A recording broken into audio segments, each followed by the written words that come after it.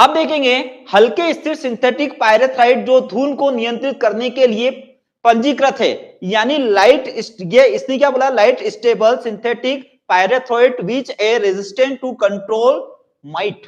किसको नियंत्रित कर रहा है ये? माइट को नियंत्रित कर रहा है। इतना ध्यान रखना, अगर आपको पता हो, आपके इसने पूरा पेपर कैसा बनाया, बेसिक लेवल पे बनाया।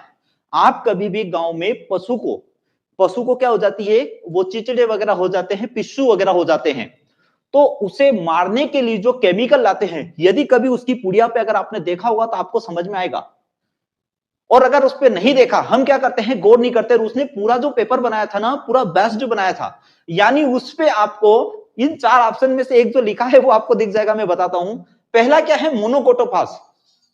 अब मोनोकोटोफास जो है ये तो क्या होता है, हाईली होता है। क्या होता है? हाईली टॉक्सिन होता है, ये यूज नहीं करेंगे। हल्के स्थिर बोला हमने, क्या बोला, हल्के स्थिर, धुन को मारने के लिए। धुन को मारने के लिए मतलब ये आपका क्या रखा हुआ है, अनाज रखा हुआ है। यदि ये अनाज रखा हुआ है और इस अनाज में हमने क्या रखा है, कोई टेबलेट, वो भी आती है, सल्फास की गोली भी रखते हैं, है ना, फास्फिन गैस बनती है उसमें, वो भी रखते हैं, लेकिन पता है वो कैंसर उत्पन्न करती है हमको। उसकी जगह नीम के पत्ते और उसे हमें रखना चाहिए। लेकिन अगर मैं बात करूं तो ये तो हाईली टॉक्सिन है, फिर क्या आएगा, साइफरमेथिन है। हाँ, साइफरमेथिन इसका हो सकता है, ये भी हल्का आता है। फिर है मेलाथियान। मेलाथियान भी नहीं होता, ये भी आर्गेनोफॉस्फेटिक होता है।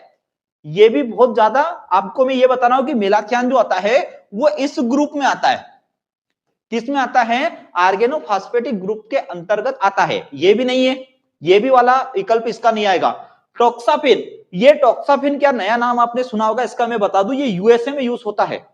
ये कीटनाशक है और कॉन्टेक्ट है। ये क्या है, कीटनाशक है और कॉन्टेक्ट है। हमारे भारत में ये यूज नहीं होता है, लेकिन उसने ऑप्शन में दिया। अब बचा क्या, साइफरमेथिन। अब आपको मैं बता दूं, कभी भी हम पशु के लिए कोई दवाई लेके आते हैं, क्या लेके आते हैं, दवाई लेके आते हैं, तो उस दवाई में साइफरमेथिन लिखा होता है। क्या होता है, साइफरमेथिन लिखा होता है, जो हम पशु को लगाते हैं और नॉर्मली घर में यूज करते हैं। यानी अगर मैं बात करूं, एक और मुझे उदाहरण याद आया, प्रैक्टिकली मैंने देखा था एक दिन, लक्ष्मण रेखा।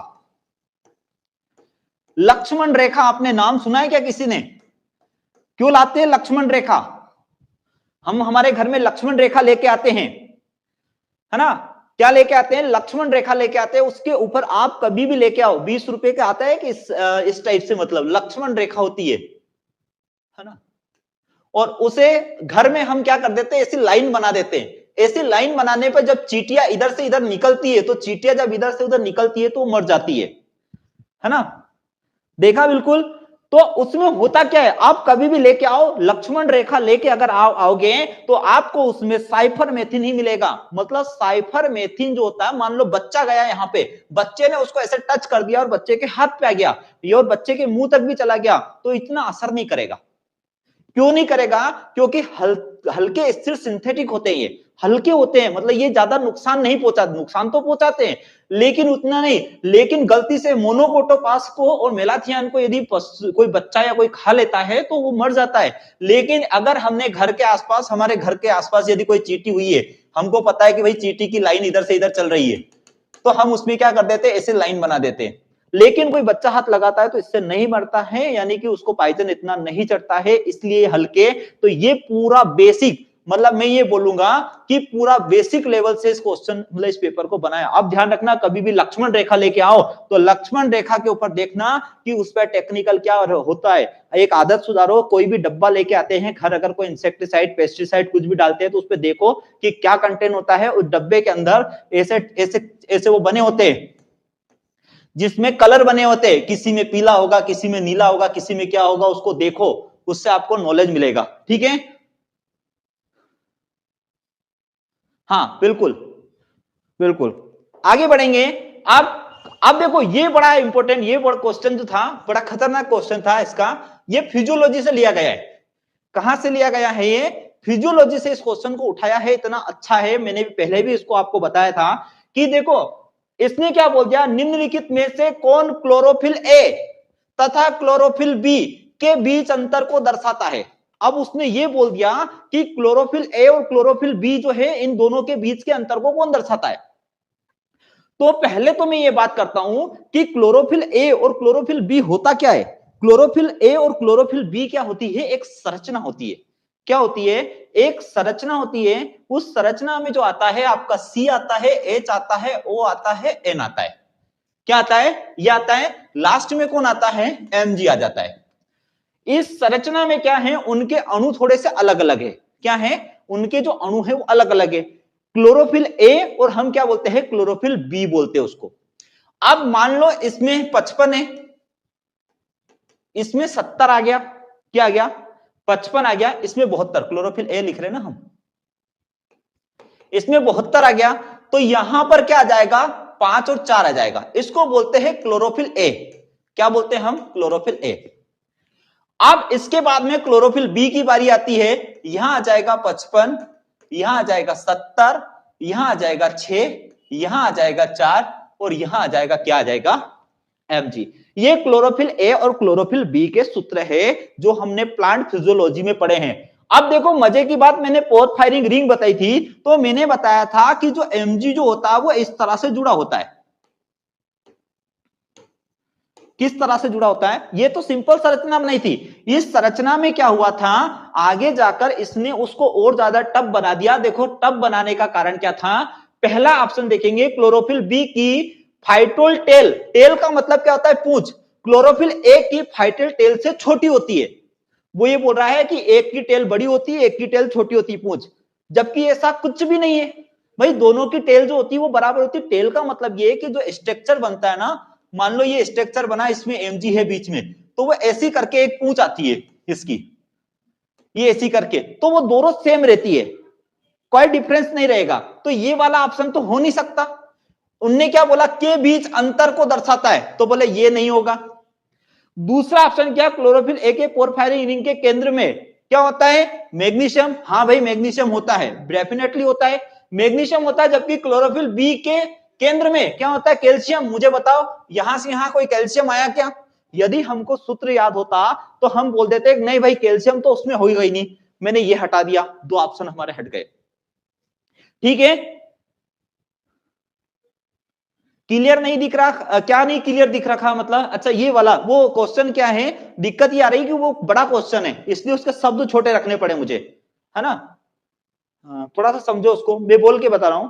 अब देखो अगला क्या है, क्लोरोफिल ए। क्लोरोफिल ए में सेकंड में पोरफायरिंग रिंग में मिथाइल समूह, मिथाइल समूह यानी कि CH3 समूह होता है। किसकी बात कर रहा है, क्लोरोफिल ए में। तो क्लोरोफिल ए में बोले ये समूह होता है, बोले हाँ होता है भाई, बिल्कुल होता है। क्लोरोफिल ए को मेथिल समूह के नाम से जाना जाता है, क्लोरोफिल बी को एल्डिहाइड समूह के नाम से जाना जाता है, मतलब क्लोरोफिल बी को CHO समूह के नाम से जाना जाता है। क्या ऐसा है? क्लोरोफिल ए में सेकंड पोरफायरिंग पर मिथाइल समूह CH3, ये मैंने लिखा है पेपर में नहीं था, मैंने CH3 इसलिए लिखा आपको समझ में आया कि उसको मेथिल समूह बोलते हैं। जबकि क्लोरोफिल बी में एल्डिहाइड समूह, एल्डिहाइड समूह को बोलते हैं CHO समूह, यानी यहां लिखा है CHO, पोरफायरिंग पर होता है, तो बिल्कुल होता है, बिल्कुल होता है। क्लोरोफिल ए को क्या बोलते हैं, CH3 मिथाइल समूह, क्लोरोफिल बी को बोलते हैं CHO एल्डिहाइड समूह। तो बिल्कुल ये ऑप्शन तो अभी सही जा रहा है, मतलब ये ऑप्शन तो सही है, ये अंतर दिखाता है और सबसे बड़ा अंतर इसका माना गया। अगला, क्लोरोफिल ए में 4 पोरफायरिंग रिंग, जबकि क्लोरोफिल बी में 6 पोरफायरिंग रिंग होती है। भाई ये तो सही है, मानता हूं कि 4 होती है, ये तो सही है कि 4 होती है इसमें, लेकिन देखो 4 है, 1 2 3 और 4, लेकिन 6 रिंग नहीं होती, 6 रिंग नहीं होती। तो ये इसका मेजर अंतर था। मतलब सोचो उसने कितना डीप में पूछा, कितना डीप में उसने क्वेश्चन बना। इस पूरे क्वेश्चन में जितना उसने लिखा है, इस क्वेश्चन का कोई इंपॉर्टेंट नहीं था, इतने लिखने की कोई जरूरत नहीं थी, लेकिन उसने आपको कंफ्यूजन किया कि आपका समय खराब हो, ताकि आप सी सेट को नहीं कर पाओ, आप एग्रीकल्चर में ही 1.5 घंटे खराब कर दो, तो इसलिए उसने ऐसा किया, है ना। ठीक है, तो इसका उत्तर क्या होगा, तो अब मैं आपको बता रहा हूं कि क्लोरोफिल ए को क्या बोलते हैं, CH3, और CH3 जो होता है, मैं लिख देता हूं आपको, देखो एक बार लिखता हूं, देखो आप, जैसे अगर मैं क्लोरोफिल ए की बात करूं तो C55 होगा, ध्यान रखना। H जो होगा इसका 72 होगा, इसके बाद में H के बाद में क्या आएगा, O 5 होगा, N होगा 4, और इसमें क्या आएगा, Mg, यानी कि मैग्नीशियम, जो उसको हरापन के लिए जिम्मेदार होता है। तो इसमें जो समूह माना जाएगा वो कौन सा समूह माना जाएगा? मेथिल समूह माना जाएगा। कौन सा? मेथिल समूह माना जाएगा। जबकि एक और बनेगा क्लोरोफिल बी बनेगा, इसमें भी 55 70 O6N4। अब आप सोचोगे कैसे याद हो रहा है, क्यों नहीं याद हो रहा? यहां अगर 72 आया तो यहां पे 54 याद कर लिया मैंने, यहां 70 आया तो यहां 64, मतलब यहां 54 है तो इसके नीचे कितना हो जाएगा? 64 हो जाएगा। अगर यहां ज्यादा है तो यहां कम है, और यहां देखो फिर यहां कम है तो यहां ज्यादा है, उल्टा हो गया, थोड़ा सा से याद कर लेना।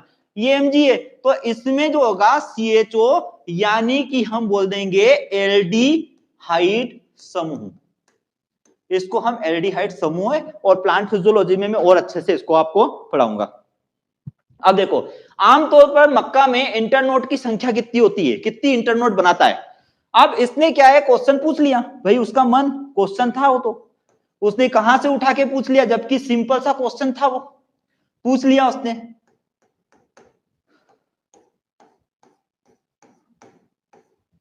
उसने इंटरनोड पूछ लिए उसके, ऐसे इस टाइप से। तो यहां पर जो इंटरनोड बनने वाले थे उनने इंटरनोड की संख्या पूछ ली कि इसमें कितने इंटरनोड बनेंगे। तो इंटरनोड आपको बता दूं मैं, दो तरह से क्वेश्चन पूछता है इंटरनेट का। एक तो पूछता है रेंज में, एक क्या पूछता है क्वेश्चन, एक पूछता है रेंज में। रेंज में यदि कभी पूछे तो आपको उसका उत्तर अलग बताना है। रेंज में इसका जो उत्तर आएगा 8 से 12 आएगा। क्या आएगा? 8 से 12 आएगा। अब देखो, अगर मैं बात करूं 8 से 12 की, इसके बीच में क्या आ रहा है? 10 आ रहा, लेकिन यहां पे उत्तर 10 नहीं माना जाएगा। इतना ध्यान रखना, रेंज में पूछेगा तो 8 से 12 बताएंगे, ये सामान्य पूछा ऑल ओवर का निकाल के।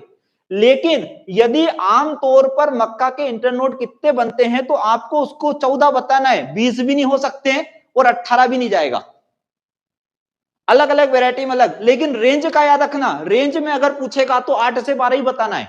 तो ये क्वेश्चन और आप एक नोट कर लेना। जय हिंद साथियों, है ना? ठीक है, सभी को लिंक शेयर कर दें।